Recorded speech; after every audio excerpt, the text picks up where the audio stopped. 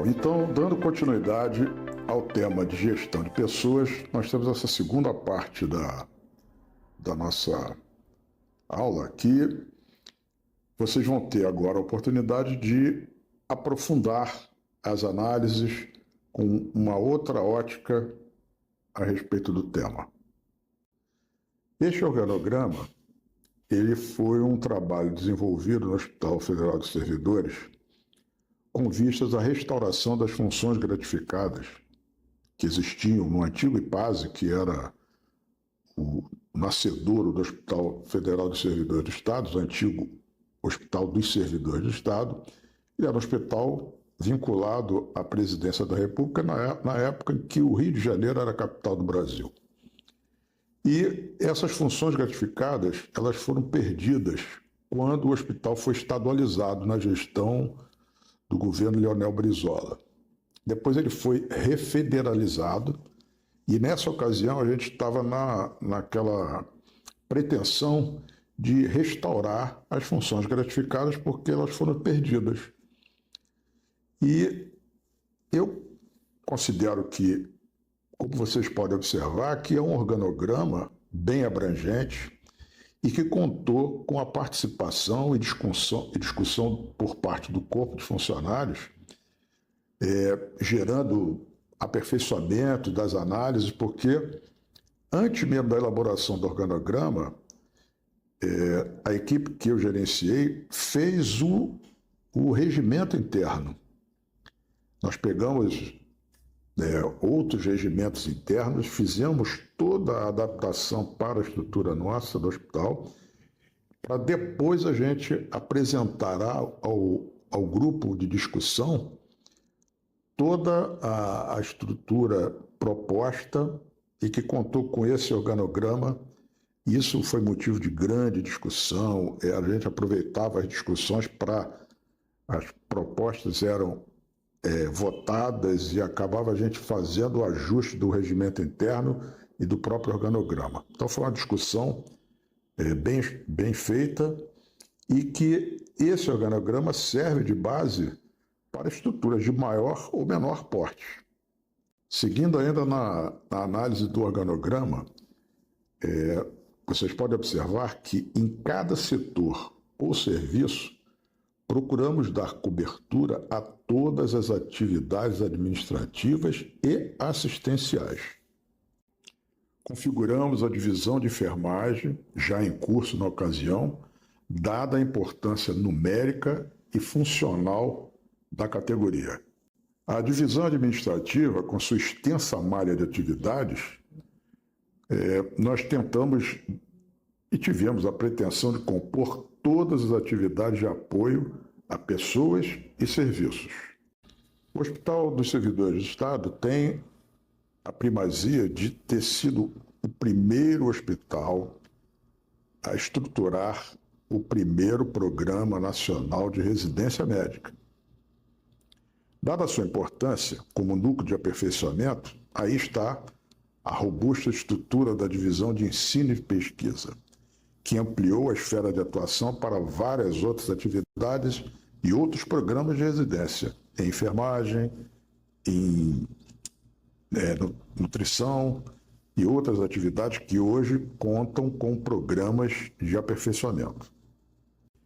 E ao considerarmos o valor do capital intelectual, optamos por conceber uma divisão de gestão de pessoas, dada a importância e as mudanças de admissão ao serviço público, através de OS, EBSER, pejotização, que implica em melhores processos de recrutamento e seleção, assim como desenvolvimento e retenção de talentos.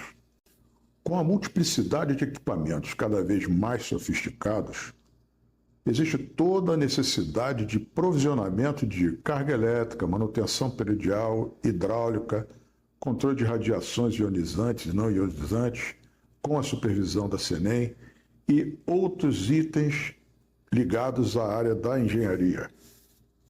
Esta é a divisão que se expande a cada semana, por exemplo, com novos softwares, novos desenvolvimentos, inteligência artificial, serviços da medicina, robotização e necessidade de treinamento constante do pessoal técnico que utiliza os novos e extraordinários equipamentos. Portanto, neste modelo de organograma e de estrutura organizacional, nós identificamos 156 cargos com função administrativa ou gerenciais.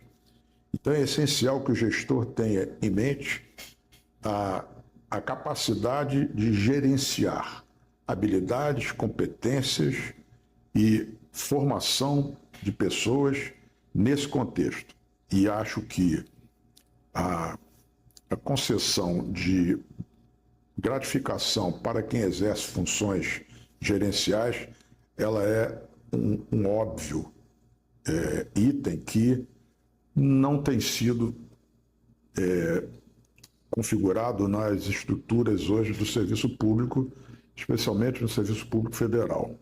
Então, isso é um item interessante porque, com as responsabilidades inerentes a cada uma das funções, é preciso receber um pouco mais, uma gratificação, por conta das responsabilidades aumentadas.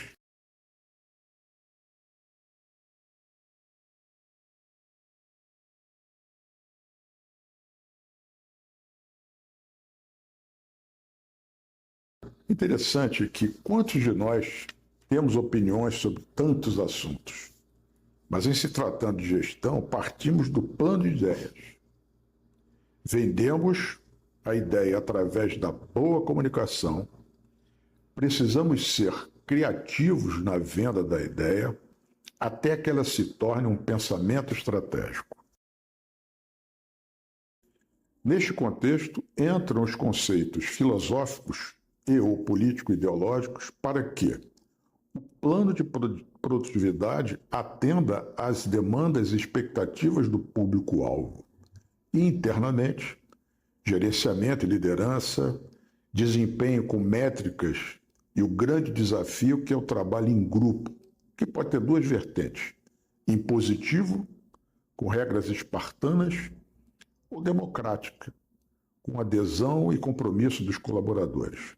As opções estão aí para serem postas em prática de acordo com a ideia fundamental de cada unidade de saúde. E aí está nesse quadro as novas tendências da nova era da RH. No que tange a recrutamento e seleção, é aproveitamento de talentos da própria empresa, o gerente do setor participando do processo, feedback pós-seleção, avaliação do perfil comportamental e de competências. No que tange treinamento e desenvolvimento, nós temos identificação de talentos, oferta democrática de programas de treinamento, incremento de treinamento à distância e estratégias que favorecem a gestão do conhecimento. E, no item cargos e salários, estruturas achatadas, gestão do desempenho, remuneração pelo desempenho de equipe, uso de remuneração como estratégia de comunicação e mudança de comportamento, foco na pessoa e salário variável como recompensa.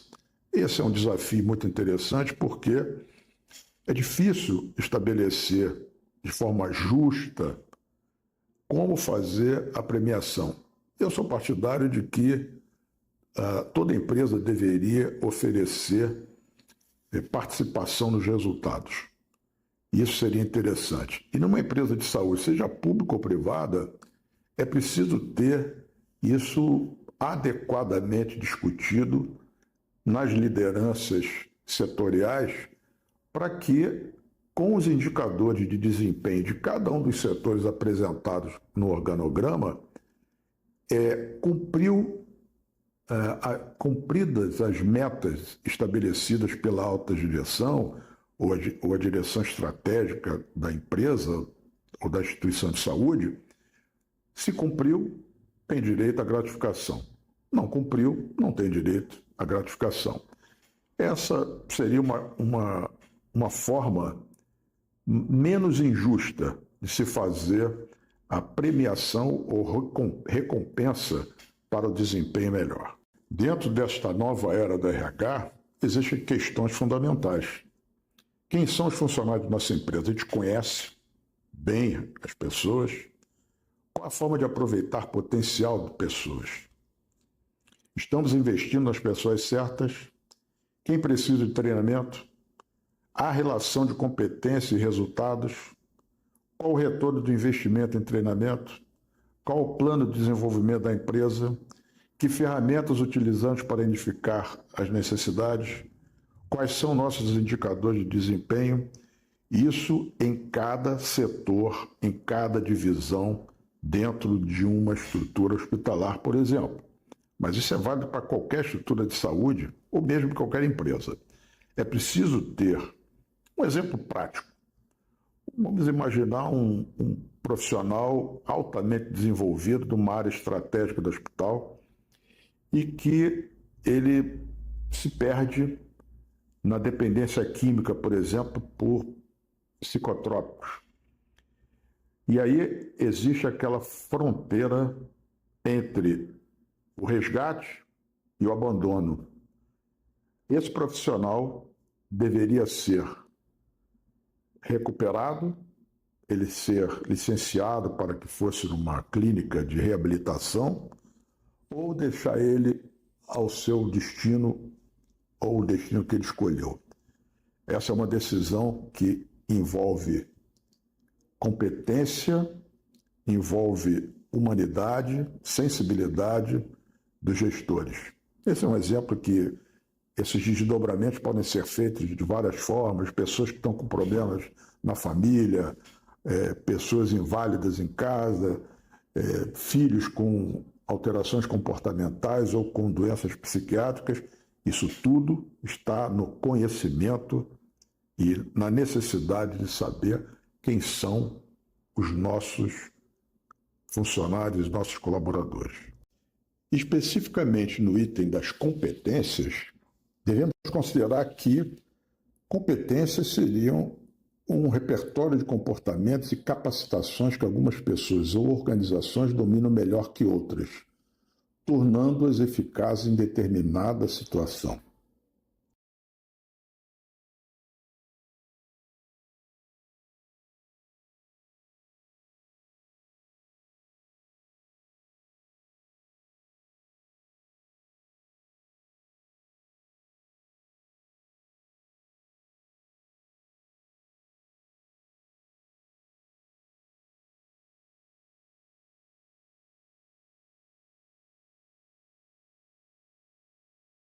E aqui num esquema proposto pela empresa eTalent, a empresa que foca muito em pessoas, então nós temos aqui atividades e metas da empresa. Essas atividades e metas exigem conhecimento, habilidades e comportamento, capazes de gerar atitudes de alta performance e resultados. Portanto, missão, coaching, assessment e recrutamento são itens que já fazem parte de estruturas e de sensibilização de gestores.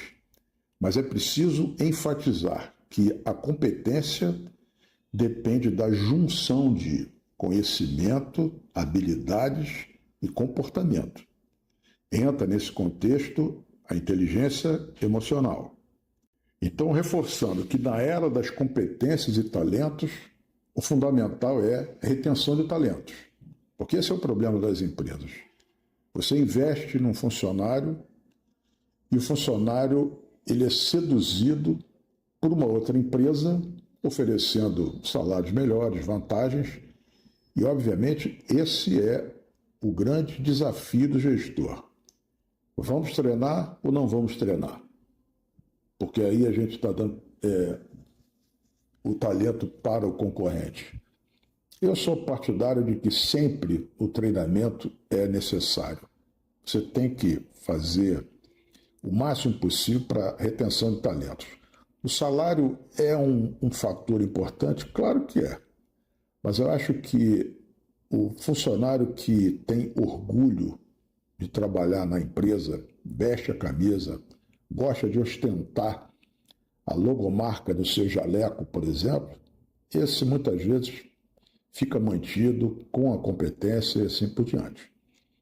E a gestão por competências é outro desafio interessante. Eu acho que aliar a ideia do perfil comportamental, avaliar perfil comportamental do cargo e o perfil comportamental do pretenso ocupante daquele cargo, essa é a junção em que tem que haver uma sintonia entre o cargo e a pessoa. Por isso que eu defendo a ideia de que todos os cargos deveriam ter a definição por parte da alta gerência de perfil comportamental do cargo, e o RH deveria trabalhar com a ideia de que escolher pessoas para os cargos certos, também definindo através do perfil comportamental. E, finalmente, saber que o capital humano, o mesmo capital intelectual, que eu já pude mostrar para vocês que ele é quantificável, ele vai representar um ativo da empresa. E aí, preservar esse ativo, incentivar essa projeção de ascensão funcional do funcionário que, de fato, tem competência, esse é o desafio que as modernas estruturas encaram. A era das competências e talentos exige algumas estratégias. A definição do negócio. Vamos ampliar um pouquinho a visão da definição do negócio. Quando um profissional entra numa empresa, ele tem que conhecer a empresa, qual é o tipo de negócio, e a visão ampliada significa o seguinte: qual é a importância do funcionário e da empresa para o contexto da cidade, do estado, do país ou até mesmo do mundo. Porque conhecer essa estrutura que a empresa tem é importante. Por quê? Se você trabalha com uma lógica de pertencer a uma rede em que tem uma grife, a definição do negócio ela vai ser na estrutura que você está ou na rede a qual você pertence. Isso é interessante. E a definição da missão, ela é da estrutura individualizada ou da rede, assim como da visão. O que se pretende ser no futuro? O hospital, a unidade onde você está trabalhando, por exemplo. E aí entra a identificação dos valores organizacionais, ou seja, a empresa tem que ter claramente a definição dos seus valores, crenças, princípios e cultura organizacional, para que, ao admitir um profissional, ele seja treinado, doutrinado sobre qual é a inserção dele. Existe um grande hospital em São Paulo que, ao admitir para os seus quadros um médico, por exemplo, que está chegando de uma formação no exterior, com um grande arsenal de informação, ele entra para fazer parte do quadro, mas no mesmo momento em que ele entra, a alta direção do hospital já coloca para ele a necessidade de que ele cumpra algumas metas. Durante um ano ele tem o tempo para desenvolver suas capacidades. Ao final de um ano, ele pode ser simplesmente convidado a deixar o quadro de funcionários do hospital, funcionários ou prestadores de serviço, por conta do não cumprimento de metas. Ou ao contrário, ele cumpriu metas, ele vai ser inclusive incentivado a ampliar a sua participação e assim por diante. Acho que esse tipo de contrato ele é bem interessante. Isso pode se expandir não só para médicos, mas para enfermeiros. Acho que o grande defeito que existe nas estruturas de um modo geral, é que o enfermeiro não define os seus honorários. Qual é a participação do enfermeiro, que é uma profissão tão antiga e até hoje não tem essa clareza de honorários. Quais são as atividades quantificáveis do enfermeiro? Isso é um exemplo. Mas são coisas que precisam ser discutidas amplamente. Aí entra o ciclo de gestão de talentos. Definiu-se a arquitetura de cargos. Segundo estágio, campanhas de comunicação e sensibilização. Depois, criação de bancos de talentos, mapeamento de perfis. Depois, programas de treinamento e desenvolvimento.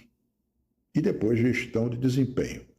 E, novamente, o ciclo se refaz porque as pessoas vão melhorando à medida que esse capital intelectual vai sendo incorporado àquele funcionário, ele vai dando o salto de qualidade, vai incorporando competências e assim por diante. Então, esse ciclo ele é contínuo. E aí, com a ideia de setorizar as análises podem ser setoriais, podem ser por serviço, pode ser pelo hospital. Mas alguns elementos sociais são importantes.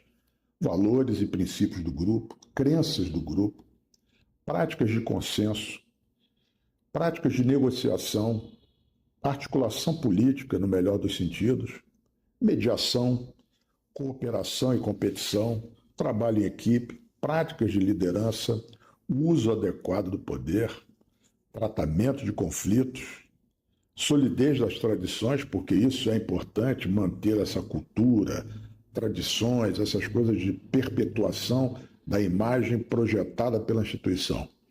E o desempenho dos papéis sociais, ou seja, um grande hospital de São Paulo também tem uma estrutura fantástica, mas ele tem como divulgação da sua preocupação social um posto avançado onde presta serviço numa das comunidades de menor poder aquisitivo em São Paulo, onde tem a possibilidade de oferecer medicina de alta complexidade quando identificado um paciente nessas comunidades que teriam dificuldade de acesso à tecnologia médica avançada. Nesse contexto, vocês vão entender a importância do psicólogo no RH das instituições, porque esses elementos psicológicos têm que ser abordados para que haja um conhecimento profundo da pessoa, para que a gente possa fazer não só análise do perfil comportamental, mas o momento de vida do profissional, para saber como ele vai se incorporar à empresa com as suas peculiaridades. Bom, além do conceito de inteligência emocional, que a gente já pôde ver na outra aula, nós temos a inteligência emocional no trabalho, que aí entra outras características a serem consideradas quando você tem conflitos. Porque quando corre tudo bem, a gente não questiona nada, mas quando tem conflito, a gente tem que ver o que está acontecendo dentro do setor, com cada uma das pessoas, qual é o momento de vida das pessoas, daquele núcleo e assim por diante. Bom, se tivéssemos que colocar a estrutura organizacional e a influência na gestão de pessoas, a gente fazia essa analogia como uma balança. De um lado, desenvolvimento de competências técnicas ou aumento dos custos de produção de bens e serviços, a influência na gestão de pessoas seria melhorar a gestão do conhecimento, as competências fundamentais e a inovação. Então, nesse contexto, a gente tem que estar sempre equilibrando os interesses da empresa e a repercussão na gestão de pessoas. Agora, vocês vejam nesse esquema da empresa E-Talent como é interessante a gente ver o foco na empresa. Aí há uma descrição de como atingir o posicionamento desejado, share of market. Só que existe também como estar presente na memória do público-alvo. Então, vamos dar um exemplo. Um grupo grande de hospitais no Rio de Janeiro pegou a imagem, quer dizer, o posicionamento desejado, hospital de alta competência. E qual é a memória no público-alvo? Atendimento irretocável. Essa é uma imagem que se pretende projetar. Mas quando se trata de pessoas, como ser uma referência em cuidados de saúde? como atingir a percepção de valor do paciente e seus familiares. Esses são produtos que podem ser desenvolvidos na atenção aos mínimos requisitos de pessoas.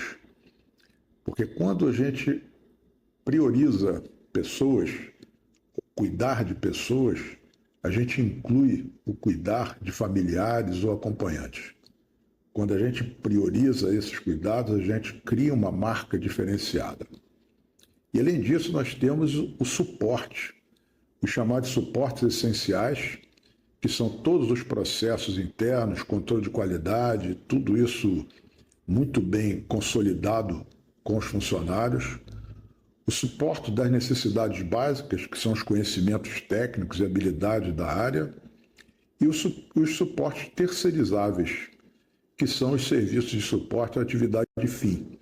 São manutenção predial, manutenção de equipamento, manutenção de rede, controle de geradores e assim por diante.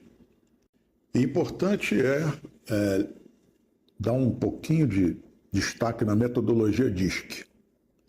DISC significa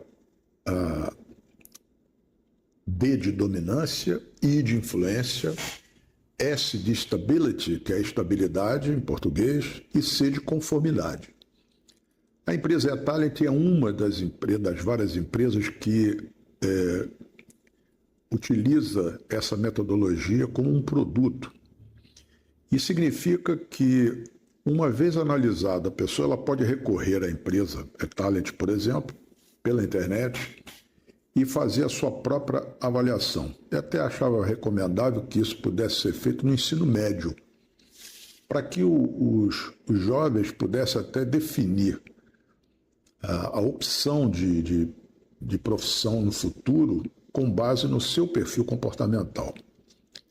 Pois bem, quando se faz análise, o gráfico, que é decorrência das respostas dadas num questionário, eles vão dar uma ideia do predomínio do comportamento de cada pessoa.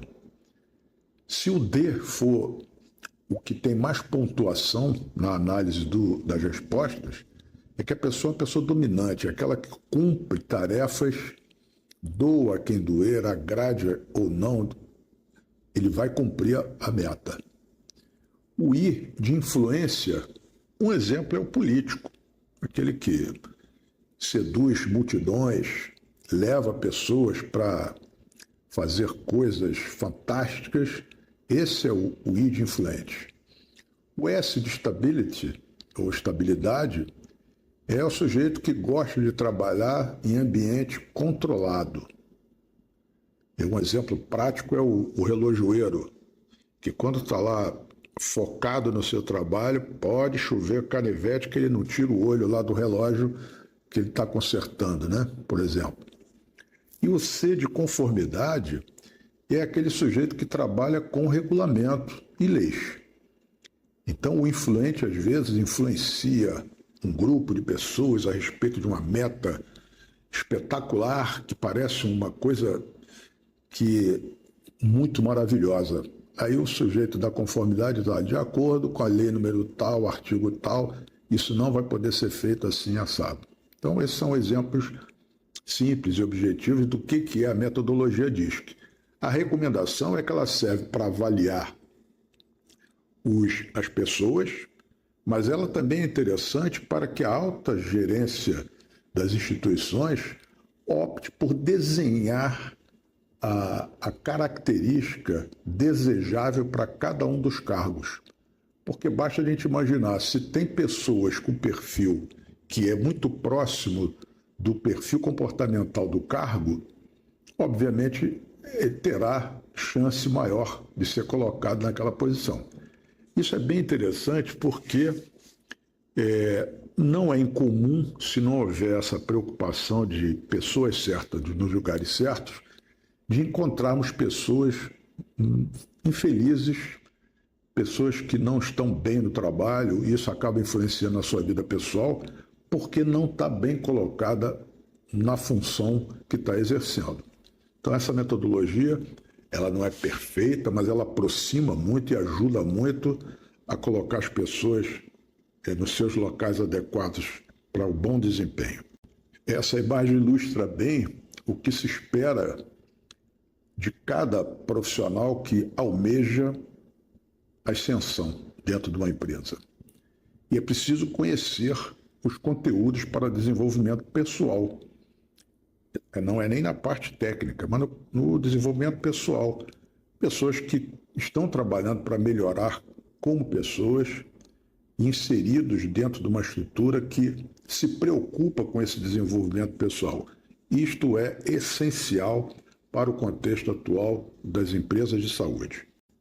Nesse contexto aí, eu estou dando exemplos, porque isso foi a minha proposta endereçada a algumas empresas, que era conteúdos para desenvolvimento técnico profissional. E aí tem os vários cursos que podem ser feitos. Eu tive a chance de fazer alguns cursos. Aí tem umas fotos ilustrativas de um momento muito especial de ter desenvolvido com pioneirismo o primeiro treinamento de hemodiálise num robô, onde o sangue artificial foi desenvolvido e nós utilizamos para os cursandos equipamentos específicos de diálise, ou seja, os cursandos tinham possibilidade de treinamento com o equipamento funcionando, com todos os requintes, e isso realmente foi uma experiência muito rica. E todos esses outros cursos podem ser oferecidos dentro das instituições, e a instituição não precisa ser ela executar o treinamento. Existem várias empresas que oferecem treinamentos e que podem ser oferecidos aos profissionais que estão dentro da instituição por dentro do contexto de uma programação de desenvolvimento técnico profissional. Então, aí estão algumas ferramentas para ajuste do comportamento, importante para a competência. Então, a definição de perfis comportamentais através das metodologias, a mais destacada aí foi a metodologia DISC, assim como a arquitetura de cargos, que a gente pode utilizar também a mesma metodologia. O clima organizacional, para saber se é uma empresa já perfeitamente inserida dentro do contexto de um ambiente, e como é a visão que ela projeta no meio da saúde, por exemplo. Ferramentas como Assessment, que é a mudança interna de pessoas que são nomeadas para cargos com base técnica, e às vezes troca e permuta de pessoas vão ser feitas de acordo com a redefinição que é possível fazer com a metodologia DISC. O coaching, que é uma ferramenta de treinamento e de fiscalização da absorção de conceitos. O coaching é um treinamento também importante para doutrina de pessoas dentro de uma instituição, além dos treinamentos técnicos e treinamentos comportamentais. Esse é um exemplo de como a gente pode ter um perfil para fazer um projeto de seleção e recrutamento, porque se a gente listar os setores do hospital e fizer uma correlação com os níveis de conhecimento, então nós vamos ter aí os vários exemplos de onde o profissional de nível fundamental pode ser colocado no hospital, os profissionais de nível médio, os profissionais de nível superior e os que têm formação de pós-graduação. Então, isso ajuda muito a fazer uma seleção. Mas pode acontecer da gente ter uma pessoa de nível superior exercendo o cargo de nível fundamental ou nível médio? Claro que pode existir. Mas isso não é a regra. E a gente jamais pode também abdicar dessa preocupação de botar as pessoas certas no lugares certos, e começa por essa identificação. A gente vai poder colocar uma pessoa de nível médio para exercer uma função de nível superior. Isso não vai estar adequado, porque a pessoa não tem conhecimento nem habilidade para aquela função. Então, nesse contexto, esse quadro pode ajudar bastante nessa orientação de recrutamento e seleção. E a gente pode avançar ainda mais para identificar entre competências e perfis cada um dos cargos e o que é previsto na pontuação para cada uma das competências: habilidade, cordialidade, assertividade, seguidor de normas e procedimentos, boa apresentação e trabalho em equipe. Obviamente que isso não tem rigidez de avaliação, isso é, de certa forma, subjetiva, mas ela é um parâmetro, porque uma pessoa pode, num determinado momento, não ter a assertividade esperada, mas ela pode ser treinada para melhorar a assertividade. Então eu dou uma pontuação e dou uma ideia de que, por exemplo, habilidade, normas e procedimentos e trabalho em equipe são conceitos fundamentais que devem ser seguidos por todo e qualquer funcionário. Mas, ao contrário, nós temos as pontuações de cada um dos cargos. A máxima, ou as máximas seriam direção, gerência de enfermagem e gestão de pessoas, que tem que ter uma pontuação máxima. E assim a gente pode ilustrar, orientar, pelo menos com alguns parâmetros que sejam norteadores de condutas. Essa aí é uma ilustração simples, que é como se a gente tivesse uma roda da vida e a gente tem esses vários parâmetros: saúde e disposição, desenvolvimento intelectual, equilíbrio emocional, realização e propósito, e assim por diante. E a gente poderia individualmente classificar de 0 a 10 cada um desses itens que pertencem a cada uma das pessoas. Quanto mais redonda for a roda da vida, mais equilibrado a pessoa está. Mas isso, obviamente, que é subjetivo, mas é uma forma de fazer a autoavaliação, que as pessoas podem praticar isso e buscar melhoria de desempenho. A Santíssima Trindade também serve para que a gente filosofe um pouco. A Revolução Francesa trouxe também para a sociedade outra tríade: liberdade, igualdade e fraternidade. Novamente, o triângulo equilátero que eu já apresentei para vocês. O equilíbrio entre cérebro, coração e pelve. O equilíbrio, portanto, entre a razão, a emoção e a sexualidade. Mais um triângulo onde a gente coloca em destaque o foco. Os gestores na inter-relação com clientes externos e clientes internos. Bom, em um hospital, a distinção entre atividade meio e atividade fim é fundamental para entender a estrutura organizacional e a prestação de serviço. A atividade fim refere-se às funções essenciais do hospital, ou seja, aquelas diretamente ligadas ao atendimento e cuidado dos pacientes. Isso inclui médicos, enfermeiros, técnicos de enfermagem e outros profissionais de saúde que realizam diagnósticos, tratamento e procedimentos médicos. A atividade meio são atividades de suporte que garantem o funcionamento do hospital, mas não estão diretamente ligadas ao atendimento médico. Exemplos incluem serviços de limpeza, segurança, administração, manutenção de equipamentos e logística. A terceirização de atividades meio é comum em hospitais, permitindo que a instituição foque na sua atividade fim. No entanto, há debate sobre a terceirização de serviços de saúde e seu impacto na qualidade do atendimento. E aí entra o desafio que é montagem de equipes, seja na área assistencial, na atividade fim, quanto nas atividades de suporte, as atividades de meio. E essas equipes têm que ser montadas com todo o corolário de necessidades já apontadas no desenvolvimento de pessoas. Então, ainda que algumas atividades possam ser terceirizadas, os membros das empresas que terceirizam determinados serviços, elas têm que seguir a filosofia da própria empresa hospitalar, né? Então, isso é o grande desafio do relacionamento com as empresas que prestam serviço nos hospitais.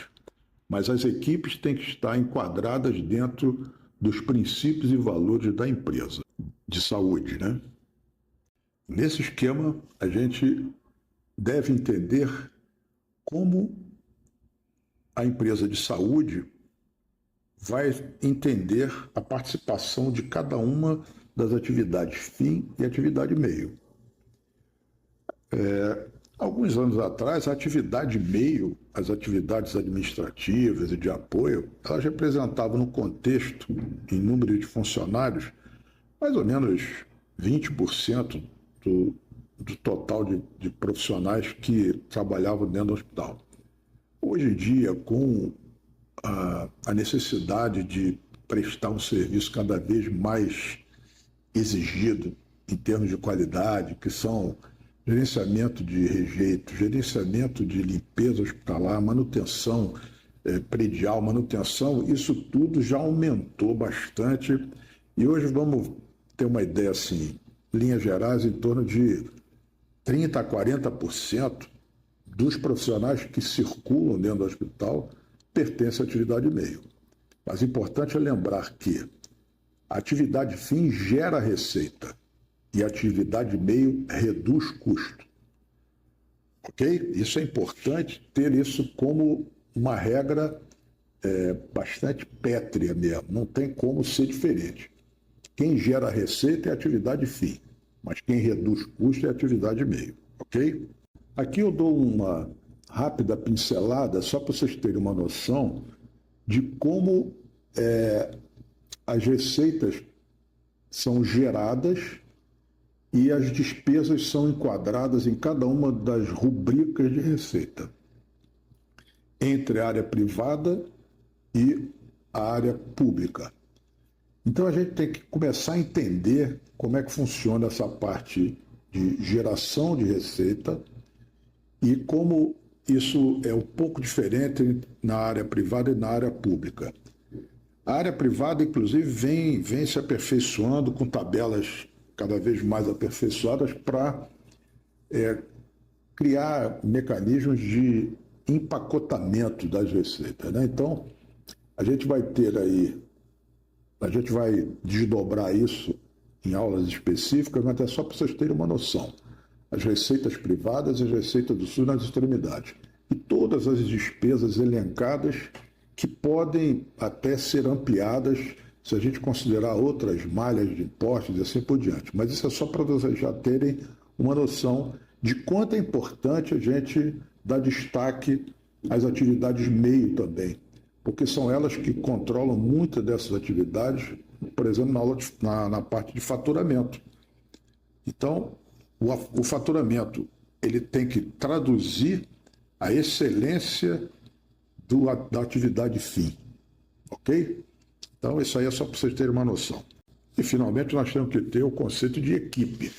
A equipe ela é multiprofissional, cada vez mais o protagonismo do médico vem sendo suplantado por tantas outras atividades de apoio geradas ao redor do ato médico.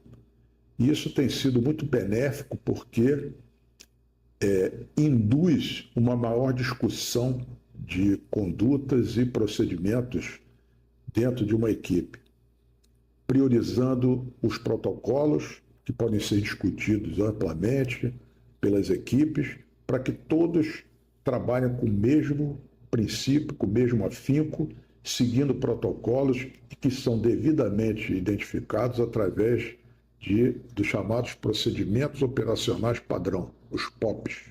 Exemplo da participação de equipe.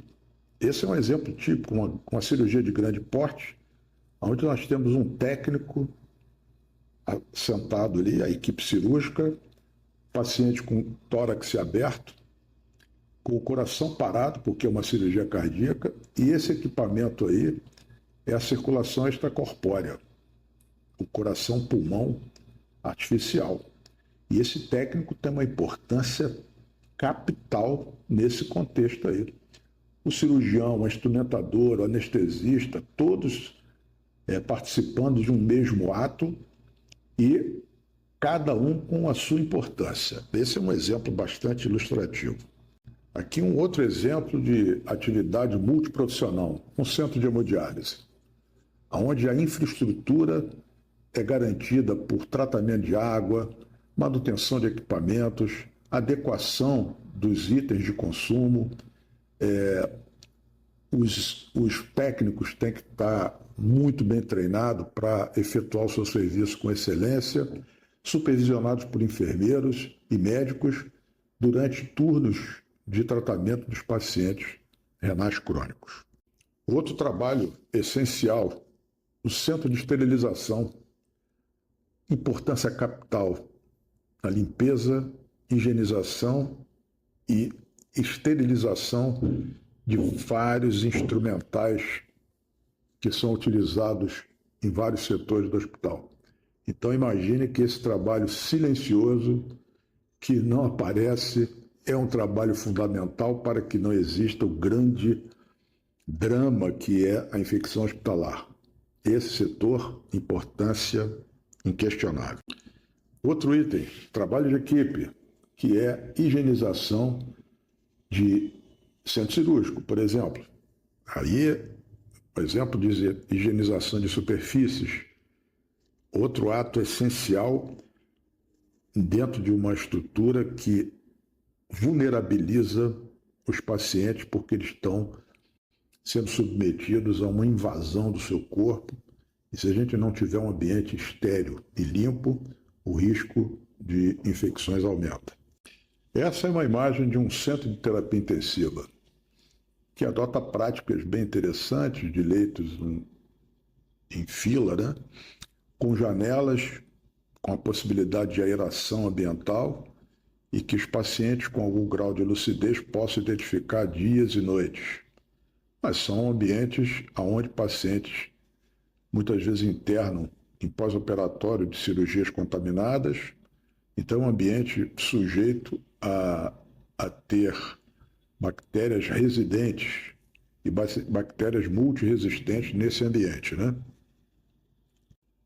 Nessa ilustração nós temos aí a higienização de leito, que é um procedimento rotineiro após a alta de pacientes em qualquer ambiente do hospital, mas especialmente centro cirúrgico e CTI, eles precisam ter essa prática muito bem equacionada, porque é um procedimento essencial, higienização de superfícies e higienização dos leitos. Eventualmente, fechar alguns setores quando existe, por exemplo, incidência aumentada de contaminações cruzadas, é preciso, às vezes, fechar o setor para fazer uma verdadeira faxina ambiental e limpeza e desgermação e desinfecção de superfícies de forma bem profunda e adequada. Outro setor importante é a hotelaria hospitalar, que, adotando os mesmos princípios de um hotel, priorizam a adequação de lençóis, leitos, cama, ambiente, conforto, porque isso é essencial para a recuperação dos pacientes. E mais uma vez nós temos aí a equipe essencial que inclui a lavanderia e as arrumadeiras, que são as pessoas que vão cuidar dos leitos. Outro item importante nos setores do hospital, a parte de alimentação, que existem duas atividades, que é a parte de nutrição de produção, que oferece a dieta normal para pacientes e acompanhantes ou circunstantes do hospital, e a dietoterapia, que inclui aí a confecção de alimentos com ajuste de acordo com as indicações da nutrição. Mas é outro exemplo importante de trabalho em equipe. Aí uma ilustração da qualidade de um ambiente de produção, onde alguns hospitais mais requintados têm a figura de um chefe de cozinha, né? Com um aperfeiçoamento top, pessoas com capacidade fantástica de elaborar pratos até sofisticados para oferecer à clientela do hospital. Aqui, containers de materiais infectantes que deverão ser incluídos nos rejeitos hospitalares e com todo cuidado para que esse material não sirva de contaminante para o meio ambiente.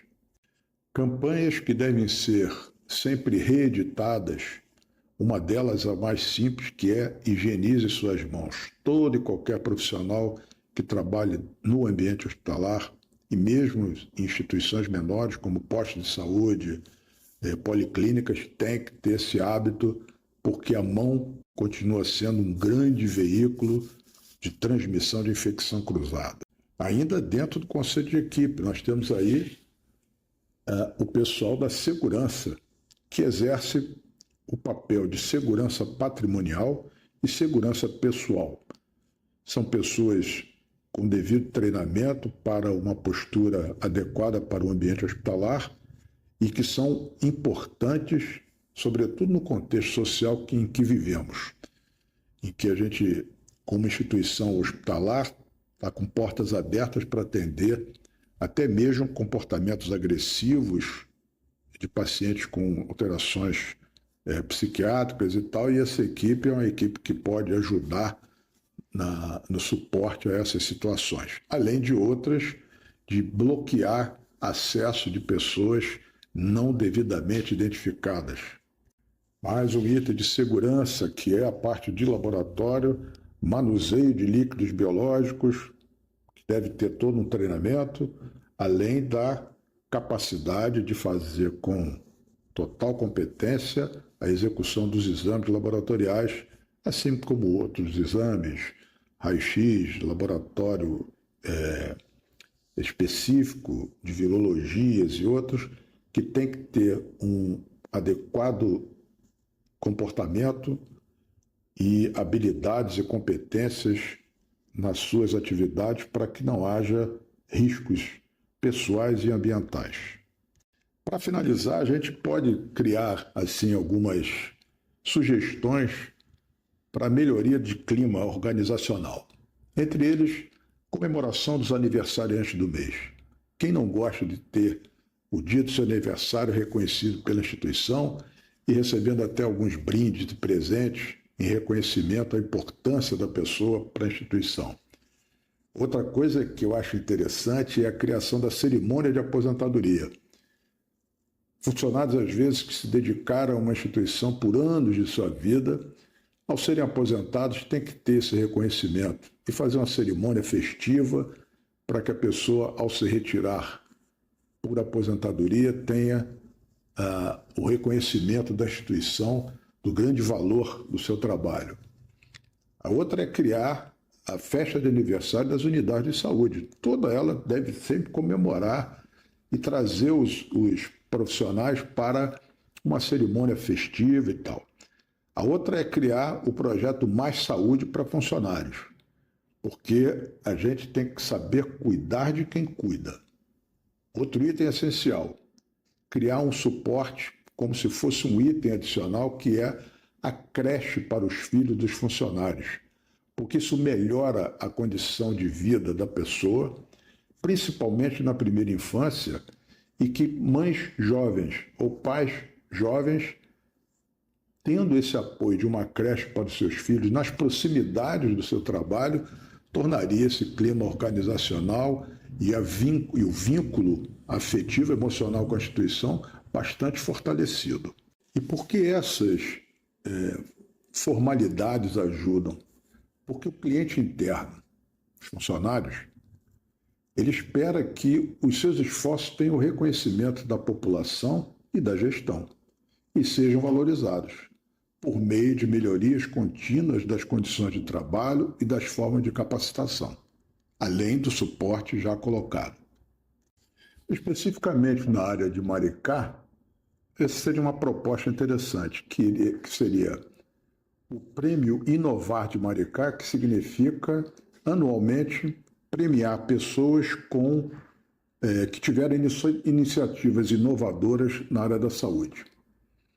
emitir certificados de qualidade analisados pela própria estrutura do município por serviço ou por unidade de saúde, que seria também bem interessante. Criação da rede wireless universalizada em todo o município, ou seja, acesso à internet com facilidade.